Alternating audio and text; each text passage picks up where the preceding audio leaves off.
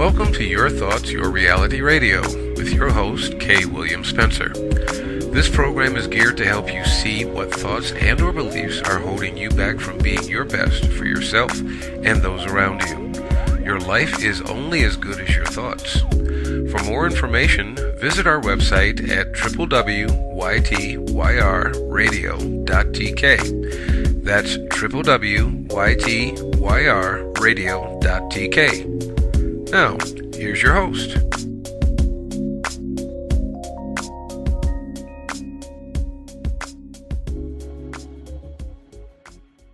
Hi, and welcome to Your Thoughts, Your Reality Radio. This is, as usual, your host, K. William Spencer, also known as Kirk. Today, I have a guest who's very special. Very special in the fact that he has something that other guests of mine have not had. And he does take that negativity, which you'll learn about in just a moment, and he turns it into a positive, which for me is wonderful. His name is Paul Artale. Paul, you actually are writing a book or have written a book called Overcoming Adversity? I'm working on a autobiography / leadership book as we speak, yes. Okay. Well, that's the title of our show, if nothing else, Overcoming Adversity. Let's see. Let's tell you something a little bit about him. He has coached college football. He is born in Canada, moved to the U.S. He'll tell you when. He is working towards a doctorate in higher education administration. He also works in leadership development and competing in the World Championship of World Public Speaking this coming late summer. He's a very busy man on top of being married and having a new baby on the way. So, Paul, you're really a great guy. Now, for the thing that he is, if you've never heard of Paul, I think you probably will in the future, as well as right now. What makes Paul a little different from others is he was born with birth difficulties. I'm going to leave it at that because he has a way of describing it which makes it sound so much nicer and makes it very well understood, and you'll understand his mentality from that. So, Paul, start from there. Start from birth? Yeah, well, just how you told me before about how you don't look at it as being a disability, it's just birth. Gotcha, yeah. I was going to say, I don't remember the day of my birth very much. Well, neither do I. I was a gorgeous child, though, so that's all I need to remember. I was born... There's no medical condition. I was born in 79, so I guess around the time there was some drugs that women were taking, some prescription medicines expectant mothers were taking that were causing birth defects. So that's a question I get a lot. Did your mom take? I forget the name of the drugs. And the answer is no, but I was born, I guess, looking different, and so I describe myself as I have a Ninja Turtle left hand and a lobster right hand, but essentially I'm missing fingers on both my hands, and I have shortened forearms, and like I said, there's no medical diagnosis. Sometimes people are born and things just don't develop, and that's what happened in this case. It's just genetics. There's no carrier gene, none of that, which is interesting because... Well, I just had a child, as you mentioned, and that was clearly a worry of mine, even though there was no logical reason to have that worry. So there's no genetic thing. I was just born that way, but society likes to call people like me disabled or handicapped or specially abled, or you can name the politically correct term, and I probably despise it or at least ignore it on some hand. Yeah, some hand. Well, there's a Freudian slip. On some level, I just ignore it. It's to me... I'm big on it's. I don't focus on what you would call a disability. To me, it's just the way I'm born. It's the way I am, and the true disability. And it's one of the things I talk about in my speaking and in leadership development. My catchphrase is disability is a state of mind. It's not a diagnosis, and that's completely how I see things. A disability it's mental, and we're not talking intellectual. It's mental in terms of our attitudes and how we approach challenges and adversity in our lives, and those that cower away or can't deal with challenge in any form, or even people that are talented and don't like to be pushed, that to me is that's the disability right there. When we can't overcome those challenges or that need to better ourselves, that's where we get into trouble. So those that see me might call me disabled, and I kind of quickly dismiss it. I don't even notice it half the time, which is kind of funny because I'll be hanging out with friends or something like that, and I'll see someone that I haven't seen in many years, and they'll know me right off the bat, and I don't think twice about it. And I'll be like, hey, I'm surprised that guy remembered me. I don't really remember him or whatever happened. And sometimes I do. Usually I do. I have pretty good memory, but sometimes I really don't. And my friends will be like, yeah, not to be rude, dude, but you kind of have a unique look to you, and you're kind of outgoing, so it's easy to remember you. And I just focus on the outgoing part, not so much the unique look. Yeah, so that's the long-winded answer to your question. No, actually, it's fine. Actually, I was just thinking about what you were just saying, and it makes sense on so many different levels. It's almost ridiculous. It's a point of, this is the way I was born. I know no other life. I know no other difference. And it's the other people that make it, I can imagine I've had some, injuries in my life. And it's like, they tend to try to sympathize and, oh, I'm so sorry. And it's just like, yeah, get over it. Okay, I'm doing fine. What's your problem? Yeah. Yeah, and I understand that from that point of view. So, yeah, I'm also thinking about how, as you said, disability is a state of mind. And I tend to agree with that 100%. The reason being is that we oftentimes cripple ourselves by thinking that we are unable to do something without ever giving it a try. Exactly. So, anyway, go ahead. Tell us some more about, let's try this leadership. You started on that one, the leadership development conferences and whatnot. Well, leadership development really has come... It's paid my bills. It's paying my way through college right now. I currently work one of my jobs. I have a lot of jobs. One of the things I do, I'm currently working on my Ph.D. as you mentioned, and to pay for that, I have an assistantship, and assistantships are a nice deal. So, message out to anyone wanting to get a graduate degree: try to find a school that has assistantships. That you usually get a living wage, and they pay all your tuition. And in my case, they throw in free healthcare. It's almost like being home in Canada. So it's close enough. Still got to pay the copays, but my assistantship is with the Department of Student Life, and I work with fraternities and sororities primarily, and do a lot of leadership training with them. I actually teach a course once a year called Leadership, and I've been doing that in some form. I've been doing that for the last, at least in a college setting, over 8 years, probably over a decade of leadership development. When I was working in college athletics, you're definitely doing leadership development. I mean, you're working on it with your team captains and your position captains and doing all of that.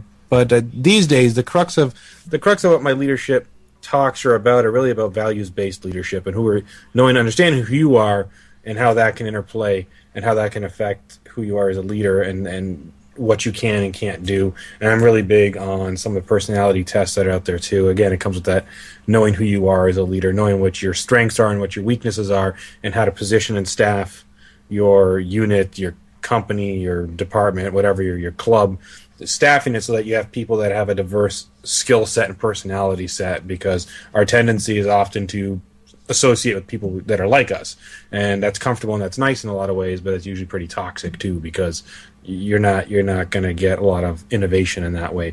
And so that's a lot of what the leadership is in a generic level. The last few years I've spent parts of my summer around the country just working at leadership development camps through different national fraternal organizations, seeing how they do things. And now I'm working on leadership training at Michigan State for graduate and specifically Ph.D. students, because at a lot of universities, once you become a graduate student, they kind of forget about you at the leadership development.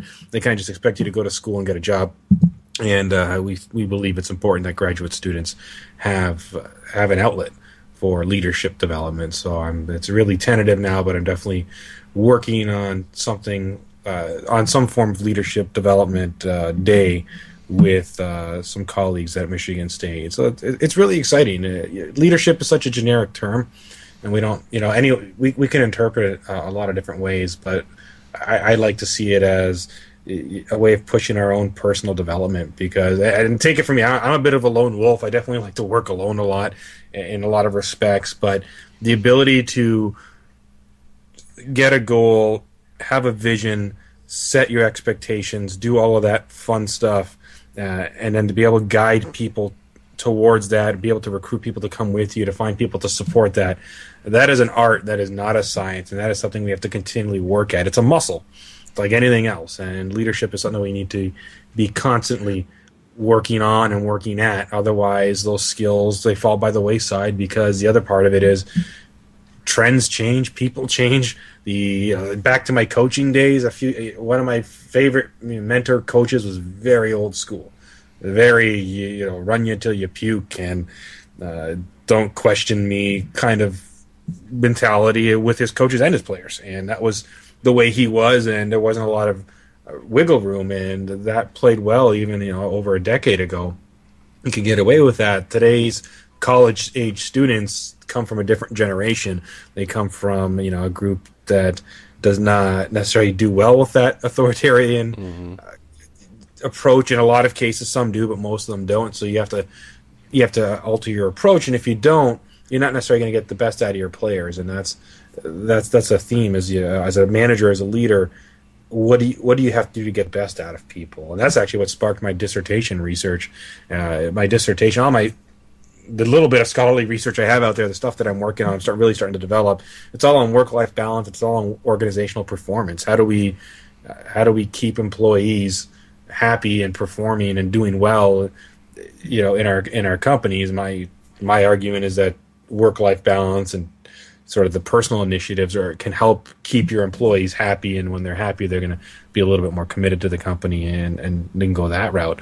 But that's the ultimate question. What do we have to do to get the most out of our people so that they not only produce, because it's not just about like the bottom line production, this is about people feeling valued and people feeling empowered, because when they're valued and they're empowered, then great things happen. It's win-win for everyone involved. And you'll actually be surprised in a lot of cases who the true leaders and who the inspirational ones are in your organizations, if you just give them a shot and you just listen closely. But a lot of leaders just don't listen. We're very, we're always focused on our metrics and our goals, and we don't necessarily look at the people around us necessarily. We don't take that time to get to know them, and that's a shame.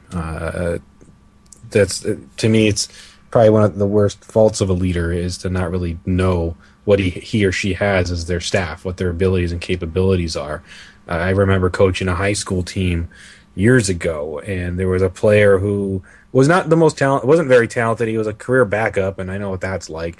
And but he was the type of player that came to every practice, did all the right things, volunteered for everything you need to volunteer for, and just worked really, really hard at everything he did. And some of the coaches just dismissed him as, he's one of those, the program is better for him than he is for the program kind of mentality of, he benefits, but we don't from having him around for the most part. And it was interesting because his the last game he played as a senior, was a consolation final. The high school league had decided that if you lose in the semifinals, you can basically play a bronze medal game.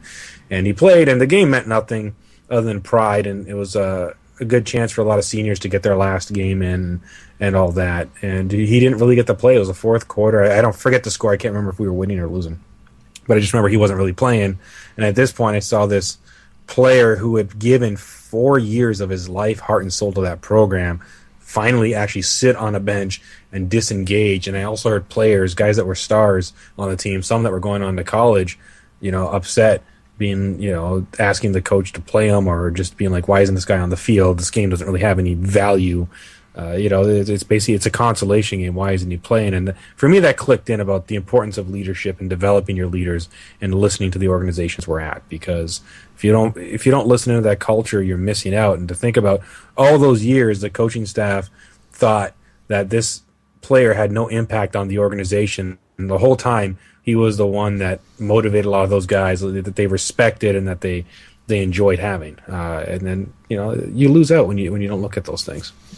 Yeah, exactly. I'm listening to you talk, and I'm remembering when I was a field manager for a corporation, and we had board meetings, I think it was every Tuesday, something like that. And one day, our regional vice president came up and he says, "What is the biggest motivation for employees?" And just about every manager in the meeting said money, because they were always trying to give their employees more money. And he says, "No, that is not the highest motivation for people." And people were looking around, and I'm kind of curious. I didn't say anything. I went through the Navy, and it was kind of like you don't volunteer for much of anything. You just wait for somebody to come up and tell you what to do. Exactly. So I'm sitting here going, okay, what's the answer? And he says, you think about it, is when you make people or get people engaged in what they're doing, make them feel that they have an input and their input is of value. And we thought about it, and it clicked with me immediately, because it just went, yeah, when you get me involved, I'm part of the decision making, I'm part of this organization, I will give. And I will give you a lot more. It doesn't have to be that you give me more money. More money is just, yeah, okay, I got money, but am I a part of this? Or am I just getting paid more money just to keep me baited into this thing? So, yeah, it makes sense, definitely. I don't know if I'm going to ask you to be repeating, but what's the book about? The book right now is, as I mentioned, it's part autobiography about my life, and whenever I give my keynote, it's called Hit Hard, and it essentially takes you through my football journey and some of the other lessons I've learned. And so the front end of the book is really a mini autobiography, not just on the football journey, but just on me being me and how I formed my attitudes and the importance of that impact on my life. The second half of the book are some of the leadership principles that came out of the first part of the book. And it's, I wrestled with, do I write an autobiography? Do I write a leadership book? And I thought, well, why don't I combine the two and make it the written version of my keynote? Because when I'm up there on stage, I'm talking about my life, but then I'm also giving you some tangible pieces of evidence or tangible steps you can take to improve your life, to go after your dreams and make something happen, or at least attempt to, and reshape your attitude and how you think about following your dreams and what comes with that. Because I think a lot of the times we have a win-loss. We're groomed to be in a win-loss culture for the most part, and so we think that if we go off and try something and fail, that's bad, and we fail, then oh well, maybe we shouldn't have done it, or that we see ourselves as failures. But one of the principles I talk about is having trust in the journey, and not just trusting the journey, but how do you approach every situation in terms of how you analyze it and you look at it. And I always say there's 3 questions you have to ask yourself whenever anything's happened, whether you've gone off after your big dream, or you led that company Christmas party or whatever it was, and you're sitting there going, what can I take from this? And the 3 questions are very simple. Question 1, what went right? What were the positives of this experience? Question 2, what are the negatives, or what are the things I could grow on this experience? And question 3, the most important question, is what have I learned from this experience that I need to apply for the next time I do this, or for me going forward in my life? And those are important questions we need to ask ourselves. And the great thing is when you start looking at your life that way, and you start looking at the challenges that you face in that light, it's not about wins and losses and success and failure as much as about constant, continual growth in the process. And that's what I've learned from just studying people who are great at what they did. I'm a lifelong San Francisco 49ers fan, and I grew up, Jerry Rice was awesome, and the more I read about Jerry Rice, the more I really understood why he was so excellent at what he did. Jerry Rice, we all know, was not drafted very high. He was at Mississippi State. I think he was a D1 AA guy that got drafted. Wasn't the fastest, wasn't the biggest, but he was a very good wide receiver. He had very precise routes, and he knew where the ball was going to be. He knew how to make things happen. And part of that, he had this great intuition, but the other part is Jerry Rice was very big on fundamentals, and he would spend extra time before or after practice working on fundamental football drills. We're talking about drills that in some cases, Pop Warner kids still do. But he focused so hard on his fundamentals and on the drills he needed to do to be successful that it made him a better wide receiver, made him, in my opinion, the greatest wide receiver of all time. It was to the point that I believe back in the day, I don't think they do it anymore. The NFL used to play a couple of exhibition games in Europe, and the San Diego Chargers were playing somebody, on day one, and I think the Niners were playing some other team on another day. And the Chargers, I believe, actually had Jerry Rice come in. No, check that. The Chargers actually took some of their personnel to a 49ers practice just to watch Jerry Rice do his own drills and his own practices, because they wanted to try to find a way to mimic that with their players and inspire some of their players. And that's that's the mentality, right? Jerry Rice broke all sorts of records and was a driven individual, but at the same time his focus was on just getting better all the time and learning and being the best he could be, and we see the results. In other words, he wasn't competing with anyone else, he was just competing with himself to be his best. Absolutely. That's a great way of saying it. Well, I say it that way only because I have a lot of friends who are saying, I'm very competitive, and they like to compete with everybody else. Mm-hmm. And I tell them, I said, I am not that kind of a competitive person. I look for my competition to come from within. I want to see what I can be. Not, can I be better than that person? I may be better than that person, I may not be. But I want to find what my level best is, and then I want to push the limits to see if I can go beyond them. That's me. Mm-hmm. But that's just my thought. Do me a favor. Sure. In the next 8 minutes, before we take a break, can you expound on this, what you said, win-loss culture? We are win-loss culture, unfortunately. And I don't think it's just in the United States, Canada. I think it's pretty much everywhere. Can you expound on that? Sure. Coming from a sports background, it's definitely, that's part of what makes you, that's what you're graded by, the wins and the losses is that's it. There is no other, especially the college level. That's ultimately what matters in a lot of cases, and that's what you're always going after. Always trying to chase as many wins as you can, trying to get to a playoff spot. There's always this tangible goal, and I think in society we see that. I can't speak for Europe or Asia because I haven't lived in those cultures, but I know, having lived in Canada and the United States, that you look at who do we idolize? People that are millionaires, people that win the Super Bowl, people that are celebrities, people at the top of their game. And there's nothing wrong with idolizing to some degree these people, especially the ones that are worthy of it. But at the same time, because of that, we always look at, if I'm not this, then I'm automatically a failure. And it's just reinforced that way. And I think that's a shame, because when you think about it, it's like we mentioned earlier, if you're focused on your personal best and getting better in that improvement, then that stuff, like I said, becomes secondary. And society today, we're conditioned to be like, it's black or it's white, it's yes or it's no. And the problem is, if you go by that grading scheme, the danger is that for some people, if they get the answer is no, they get the negative, they get it's white and it's supposed to be black, they disengage and they don't want to try anymore, or some don't even attempt it because that's how they see the process. And I think that's unfortunate. And we're definitely not a communal culture. We're not a culture that really, in a lot of respects, and this is a big generalization, but in a lot of respects, in a lot of places, it's not encouraged to help people out for the good of society. And it's like the fundamental political debate we're getting right now, right? Individual rights versus public rights, right? And that's a lot. That's the heart of it, right? The South Africans, Nelson Mandela is sick right now, but if you look at South Africa and rebuilding, they have the concept of Ubuntu, which has many different interpretations, but essentially says, I am because we are. It says I am part of a community. It says that if I walk into a village, even though I might not know anybody, that they will give me food to eat, because on some level we're all connected as brothers and sisters. That's a very different, that's not a win-loss mentality, right?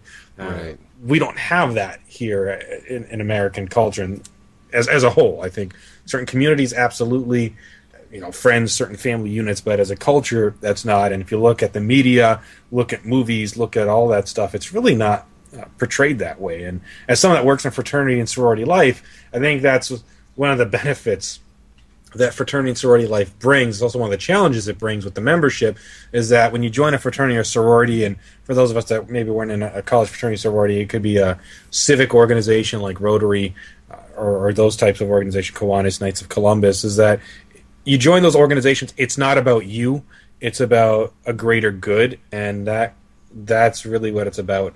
But that I think that gets lost in that gets lost in the process, unfortunately, and that's why some of the civic organizations, as I've been talking to some of them, are having some recruitment issues, and trying to get people to commit to that concept of beyond you. And we're definitely in a very individualistic culture, and not one that necessarily uses the community to build people up, and that's just a shame. I agree, and you made me want to ask you this question, so I'm Sure. going to ask. Your opinion. Listening to what you're just saying, I agree with you. The Ubuntu theory is one story I heard about. That is, there's some people that took a group of people, kids, and they put some food out at a distance, and they said whoever gets there fastest can have all the food.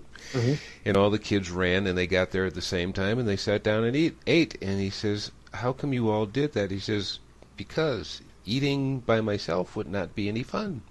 That's the moral of the story anyway. It wasn't the exact words. But it was just, it has to be for the whole community. It's that Ubuntu theory that you're talking about. But now, let's take it, and we have a few minutes to do this, and we can continue after the break. With the theory of individuality and a group, a responsibility for the community, put it that way. Mm-hmm. How do you see the two working together?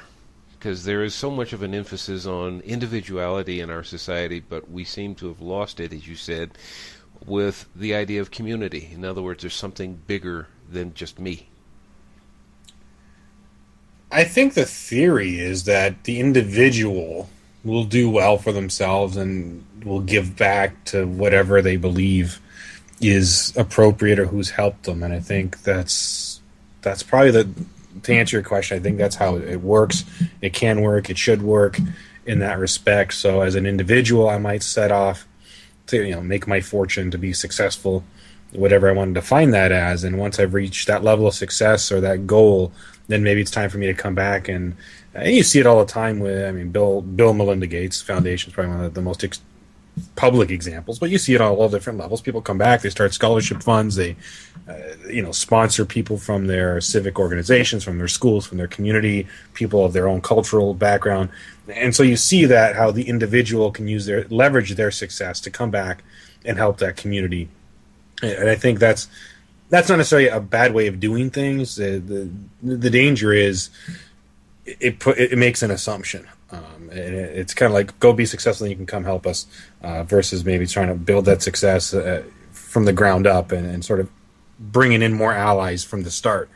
But I think that's how it could work. I'm trying to think, of examples, but it's that idea that we will. I guess it's the libertarian belief that you will give back to what you believe is valid, which is a great way of looking at things in some respects. At the same time, we all have very, very different values, and so that I can see how that could conflict on some level too. Yeah.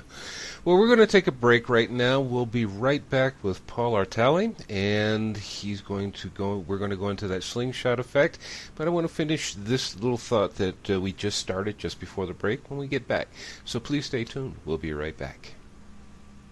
Are you ready to put an end to thinking about how you wish it were and take action? Take this step to find out more by going to coachingbyria.com, and you can receive your free consultation session with Coach Ria. Hi, and welcome back. I am K. William Spencer, your host of Your Thoughts, Your Reality Radio, and our guest today is Paul Artale.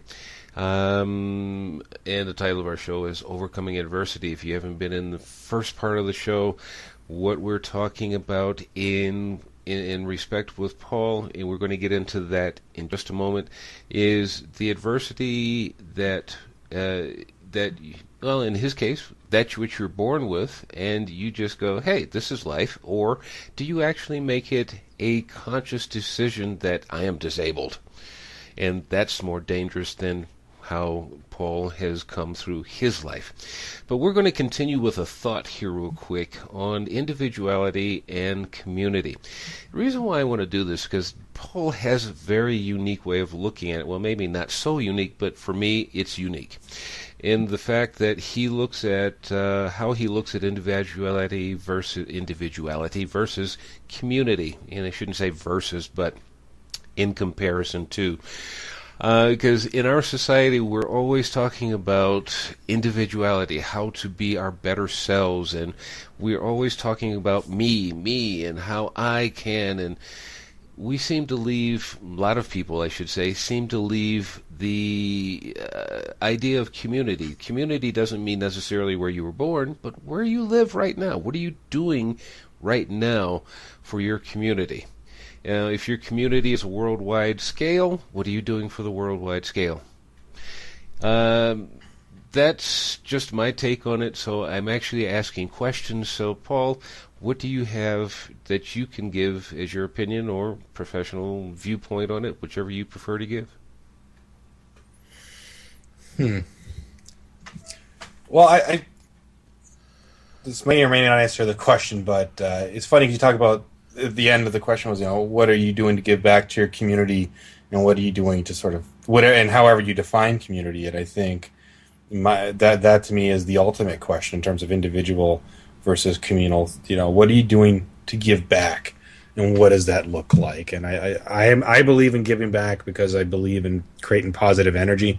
And when you give back, you create positive energy. You meet more people who also like to give, and you realize that the ultimate way to look at it is this way. The individual mentality says, here's a pie, there's 8 slices, and that's all you get. And the community, or I say the synergistic way would be, because the community probably say, let's just all share the pie equally, but the synergistic way of looking at that pie, and now I'm getting hungry, the synergistic way of looking at that pie says, hey, there's the pie, let's grow the pie, or let's make another one, let's find a way to share the wealth and spread the wealth and increase the wealth so that we're all happy.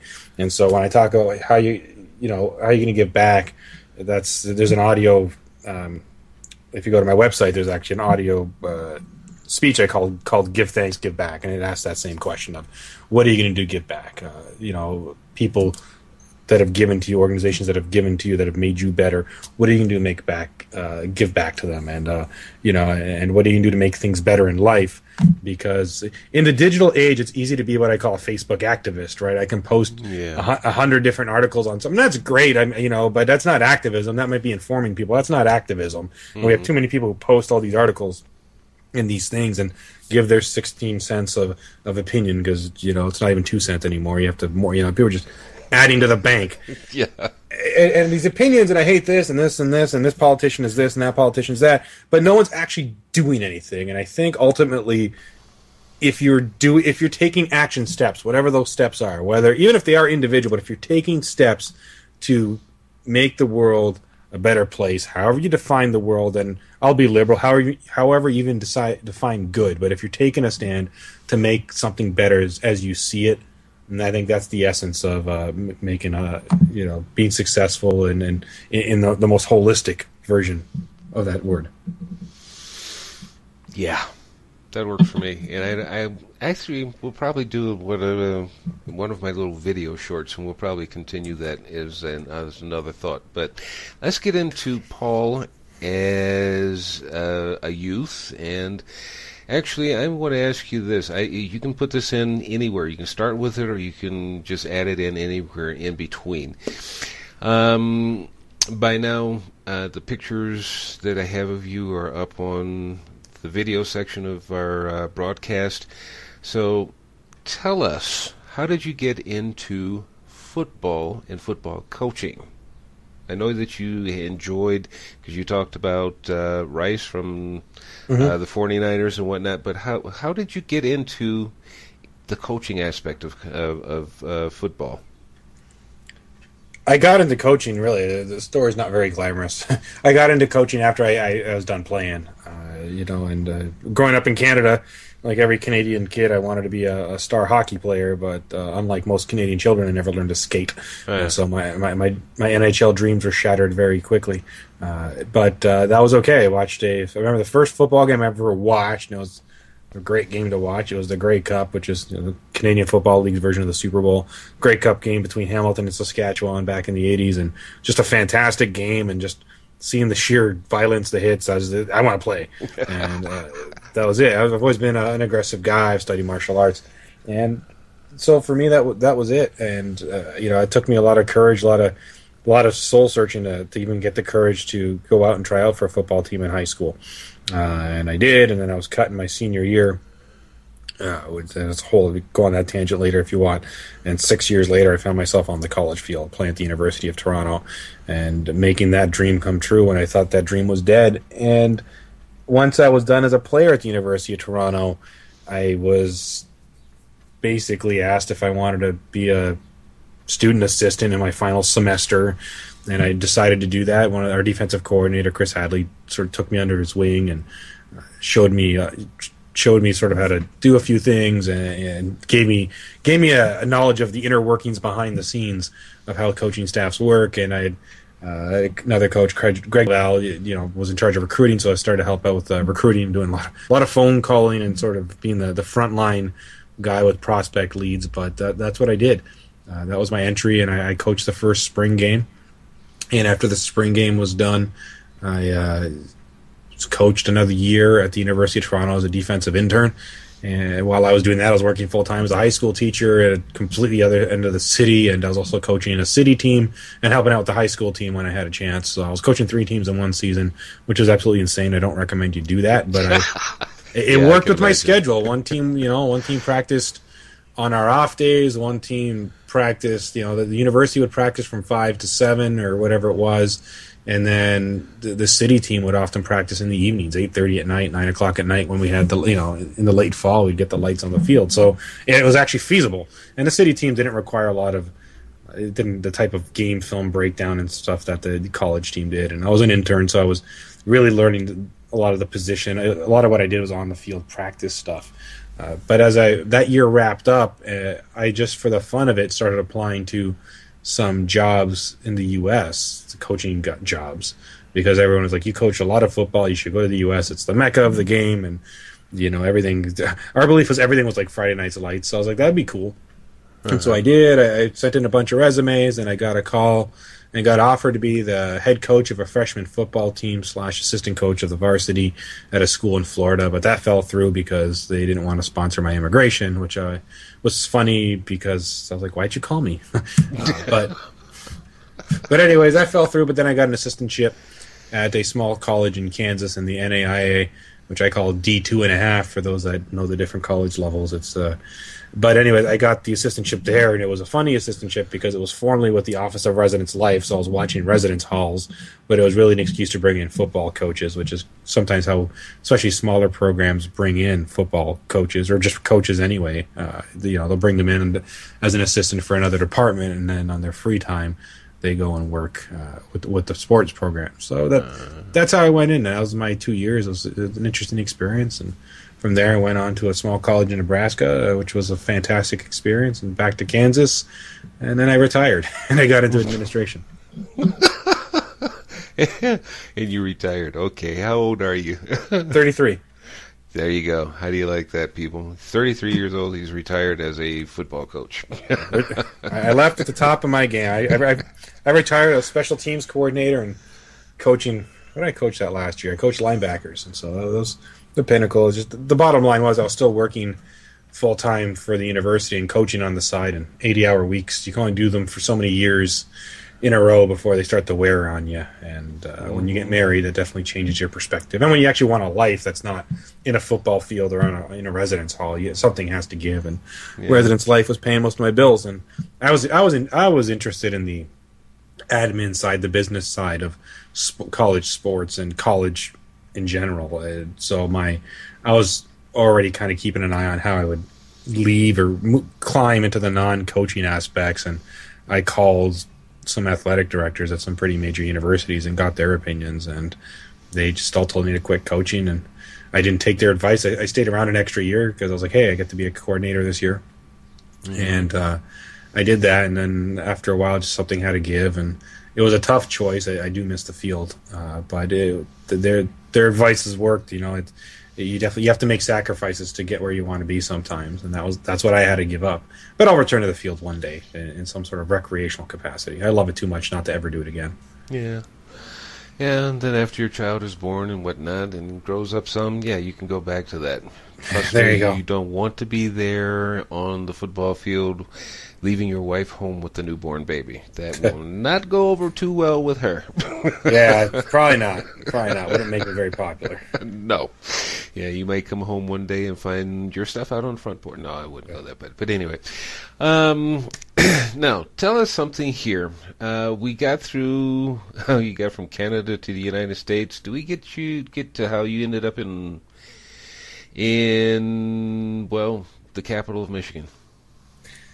It's pretty much a continuation of the last story. I was looking to get out. I was looking at my career path in college administration, and the funny thing is with how college administration works, student affairs being defined as those people that are not professors, so your fine folks in fraternity, sorority life, campus activities, advising, career services, and all those units that exist. The ones that actually work with the students all the time. And so the funny thing about the career track there is that you need a Ph.D. to get beyond the mid-level manager. And I, again, sought out some mentors and some advice, and they all told me it was time to do a Ph.D. if I wanted to be an executive administrator. And that's what I did. I did my research, and I went and visited some schools. It kind of felt like a football recruit. You send in your stats, and they give you a call, and some of the schools actually court you and offer you money and duffel bags. Not really, but that would have been nice. I probably would have went to the school that gave me a duffel bag full of money. But Michigan State did not. Actually, the funny thing is, I applied to a lot of schools, and I got into several, and many of them were fully funded. But Michigan State was the only school I got into that did not fund me. They said, "Okay, I remember this date. It set this Dean." By that point, I was ready to get out of my job. It was a toxic work environment. And I'm sitting there, I open up this email from Michigan State, and there's like this, Italian opera music playing in the background, trying to calm me down. And I'm reading this letter, and I'm like, it's just like this poetic moment of congratulations, you've been accepted to Michigan State. And I'm in quasi tears, ready to jump up and down. Of course, and I scroll down the letter, and it says, unfortunately, we can't offer you any funding right now. So essentially, you're on your own or take out loans. And that was when the good news in that was I was getting out of that job no matter what. Mm-hmm. The bad news was those that know me, I'm very fiscally conservative. I take calculated risks. But I visited East Lansing. I visited the program. The faculty were awesome. The people were great, very supportive of do whatever you want to do. We talk about individual versus community, very much what they do here at Michigan State in our program. They're very much about how can we support you to be successful. If you want to be a professor, that's great. If you want to be an administrator, that's great. You want to be a consultant, we'll make that happen. We will do whatever we need to. We will pool whatever resources or contacts we have to make you successful. And that sold me on the program. And at that point, I decided to take a very big risk.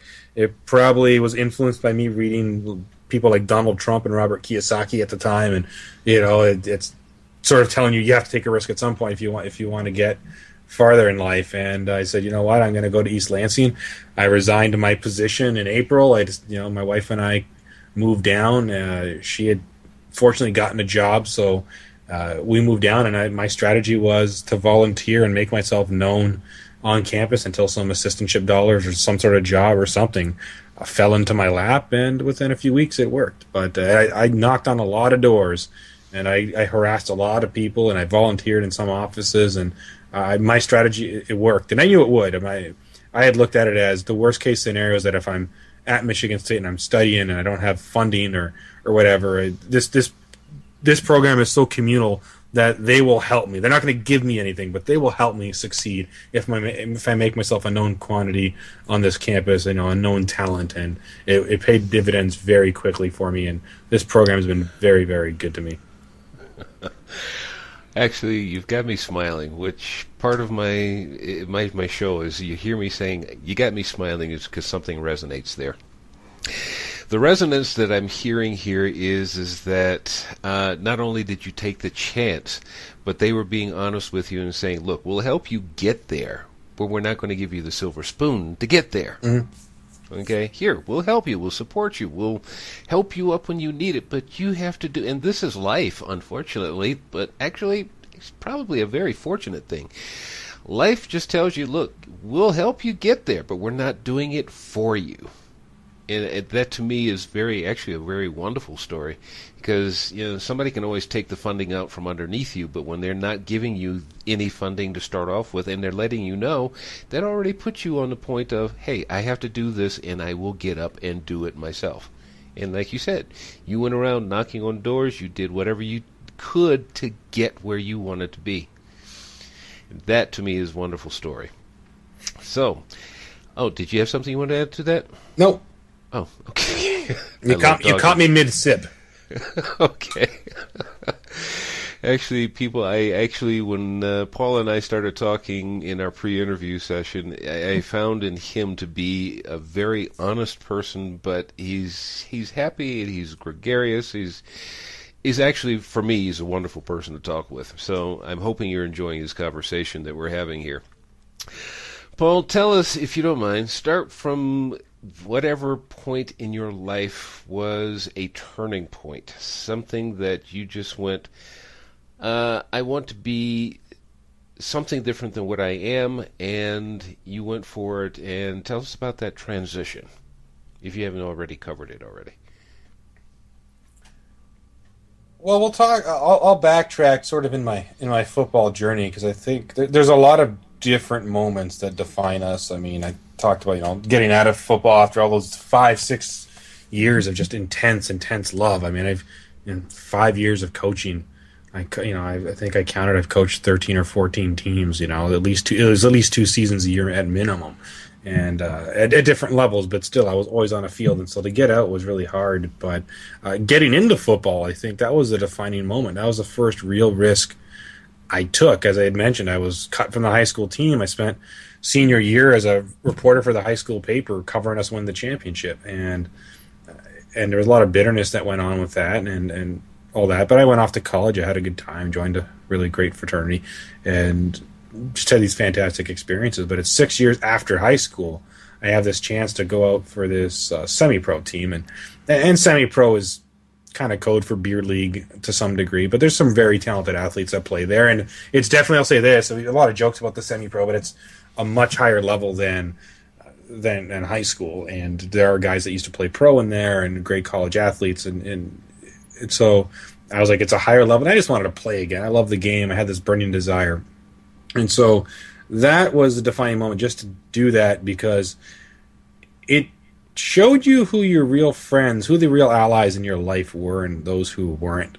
There was for me that the football journey really, it was kind of like The Apprentice. I was hiring and firing people all the time in my life. People that were good friends, people that were close college friends. That in one case of one, I guess, ex-friend of mine now.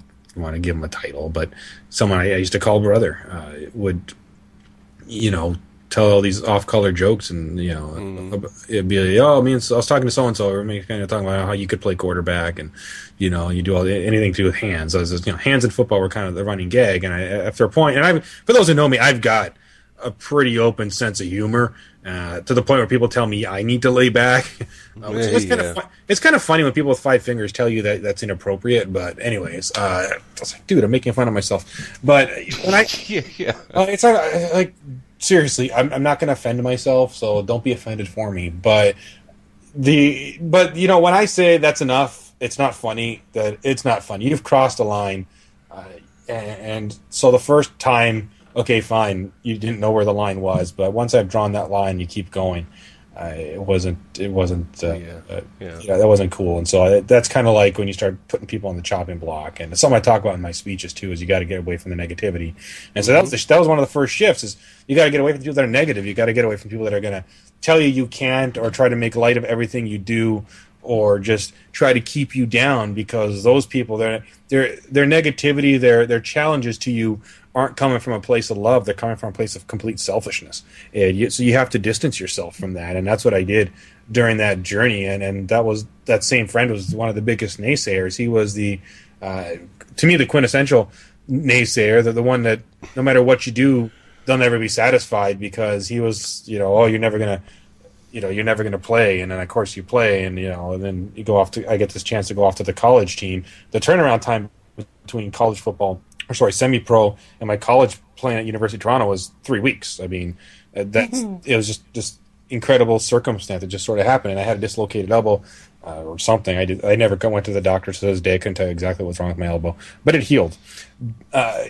But when I went there, it was like, oh, university, no one's going to take you to play college ball. They're not going to even talk to you. But then they talked to me, and they invited me to camp because it's an open tryout policy. Well, that's fine. They invite everyone. You won't make it past day one, but you make it past day one. And so you're not going to make it past camp, but you make it past camp, and it still never let you dress for a game. But then I got to dress for a game, and you never get to play in a game. But then I play in a game. You're never going to get to do blah blah blah, and you keep upping that level.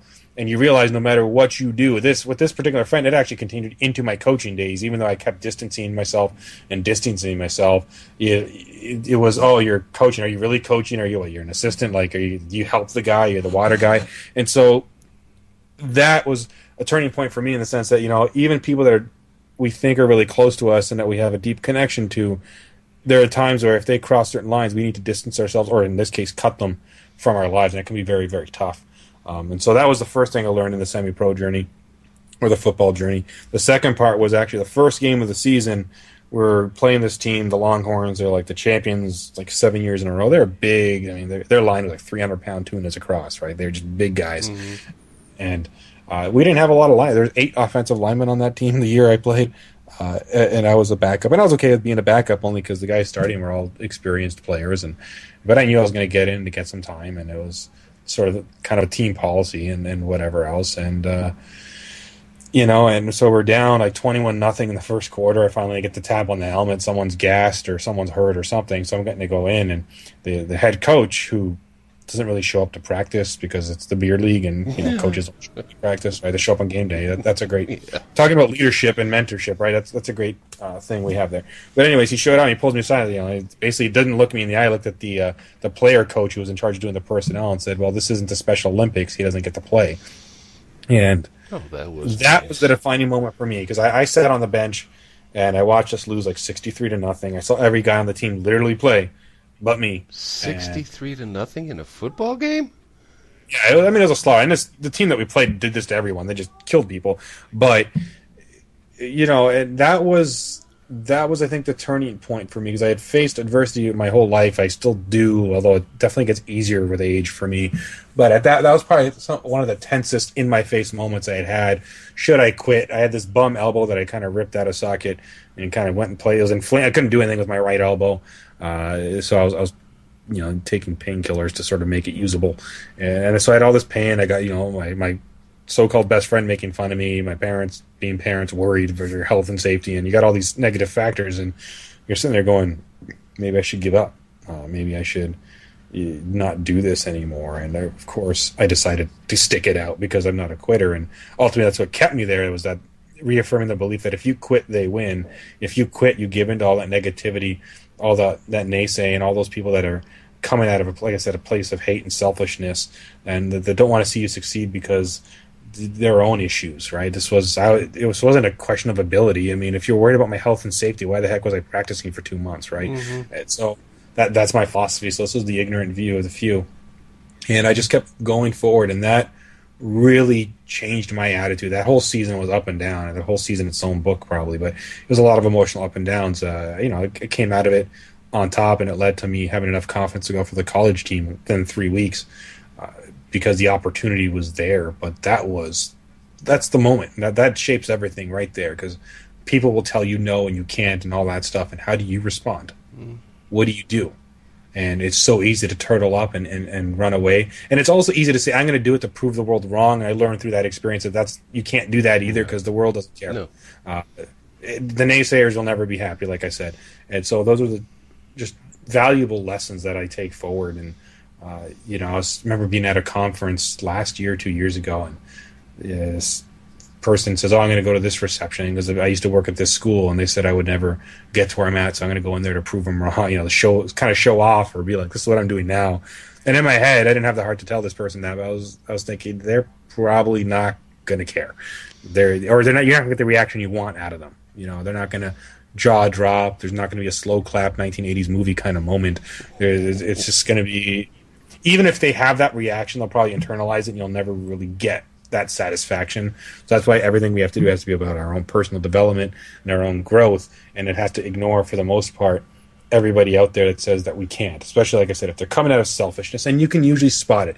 One of my cousin's my best friend, and whenever he questions anything I do, I know it's coming out of a place of logic, and there's the method to his madness. Sometimes he's playing devil advocate, and even if he doesn't agree with me, he's not doing it to keep me down. He's doing it to challenge me, make sure I make the best decision possible, versus the people that just doing it to keep you down. And it can be tough. It can be tough to differentiate that at first, but it becomes easier the more and more you do it. You learn real quick who your, like I said, your allies and enemies are. Real quick. Yeah, I like to do things like your cousin does. It's nothing malicious. It's just, I'm going to challenge you. I'm going to challenge your thoughts.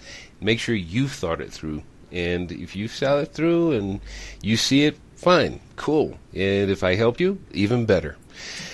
And, oh, God, you said so much here. I'm trying to remember one of the last things that you just said that I really wanted to comment here. Oh, I think I learned that a long time ago. It's just what you're talking about is finding that personal development. And those those personal things that drive you. And this is where I came up with that expression of just finding out whatever my level best is. It's not trying to compete with someone else, because I'm not living that person's life. So why should I compete against that person? I want to find out what I can do for me and how that can play into something in the future for not only me, but for those who are around me. It's kind of like my father used to say to me when I used to go hitchhiking back in the early 70s. My father says, well, if you're going to go hitchhiking, why don't you take your friends with you? And I said, because my friends don't want to go. Well, what about some of these other friends that you have? And I said, they don't want to go either. He says, well, you're going to do this by yourself? And I go, why not? And that was my challenge. I could go hitchhiking anywhere around the country, which I did. And if nothing else, for me, in that time in my life, it taught me that I can be self-sufficient. I can move around, and I can make friends, and I can get to know people just as people are. And you find out that, opposing to a lot of these movies and whatnot, there are a lot of people out there that actually care about other people. And in turn, you get the chance to help other people in the same light. It was a beautiful experience for me anyway. So that was one of the things that challenged me to be different, to stand on my own 2 feet and just go, this is me, and I can share this with you. So in the last 2 minutes or 3 minutes of the show, Paul, since I don't want to make the show anything about me, do you have anything that you would like to share with us? Something that you feel is very important, that it's important to you, and you feel that if other people can see it from your point of view, maybe it will help them. I want to stress one of the things I like to talk about is that we ultimately create our own opportunities in life, and there's an old adage that let me put it this way. I was in a class, a few years ago, and we were talking about people trying to get out of bad places, essentially. And there's this analogy of, crabs in a bucket. And if you put a bunch of crabs in a bucket, then the crabs will pull the other crab down, and it'll never get to escape the bucket. And this is the analogy for people that have challenges in their lives that come from, don't come from privilege, that is the reality of the situation. And that's the way it has to be. And the opportunities are pretty much shut off to them. And while there are kernels of truth in that type of mentality, I would challenge people to not think that way, because that type of thinking is what keeps you from being successful. It's that type of thinking that limits what you can do and what you can't do. And that's I think fundamentally the problem with people who struggle with having that successful mindset. And I like to say, that, well, if the crabs in the bucket are trying to pull me down, I'm going to kick them. I'm going to rip their eyes out. I'm going to do whatever I can. I'm going to call a bird or something to get me out of there, because ultimately we have, through our perseverance and our drive, we can make opportunities happen. By seeking out people that are like us, that have the same mentality, that want the same things, we can actually make things happen. Even within those terrible situations, we can still find people who want their way out. I refuse to believe that people in terrible situations, communities that are in terrible situations, that everyone just accepts that this is the way it is. There's always an element of people that want out, that want to be successful. It can be tough, but you have to go out there and seek out those like-minded individuals. You have to put out the negativity. You have to put out the naysayers. And when you find that synergy, that energy, when you keep knocking on those doors, good things happen. They don't always have this Hollywood fairy tale kind of ending. They don't always happen as quickly, which is part of the Hollywood part again, as we want them to happen. But they do happen. We move forward. We progress. We find that getting out of that bucket not only wasn't even that hard, but it was only the first step in a much longer and more important journey. And so if we can get ourselves out of that mentality that this is our situation, this is our lot in life, and we can't do anything about it, then you are 100 times the better person. Because when you accept the quote-unquote reality, then that's it. The game's over. And as the old philosophical saying goes, perception is reality. So if all reality is based on perception, if we want to get deep here, that means it can change, right? I mean, this morning I can see myself as a poor man, then tomorrow I can see my bank account the exact same balance and say I'm rich, or I'm very well off, or whatever. It's our perceptions of how we look at things, and that's the most important thing. Change your perceptions, change your mindset, find the people that can help you, knock on those doors. Good things will happen. I promise you. Exactly. One last little thought here is, since Paul brought it up, yes, we can't make our lives like a Hollywood movie. Hollywood movies only have an average of about 90 minutes to give you a movie. And life does not happen in 90 minutes. But a lot can happen in 90 minutes if you apply yourself. Anyway, Paul, thank you very much for being a guest on the show. Definitely, you have an open door to come back here anytime that you want. And I'm going to see if I can get you into one of my video shorts and just pick on a subject, and we'll just go at it from there. So thank you very much for being here. Thanks for having me. I appreciate Definitely. And thanks, everyone, for attending the show, being a part of it, and we'll see you next time around.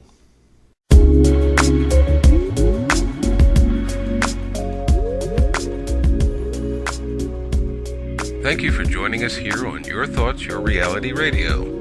Please make a note to join us again on our next broadcast. For more information, visit our website at www.ytyrradio.tk. That's www.ytyrradio.tk. Our theme music is Soul Controlled by B.O. Crew under a Creative Commons License 3.0. See our website for more information.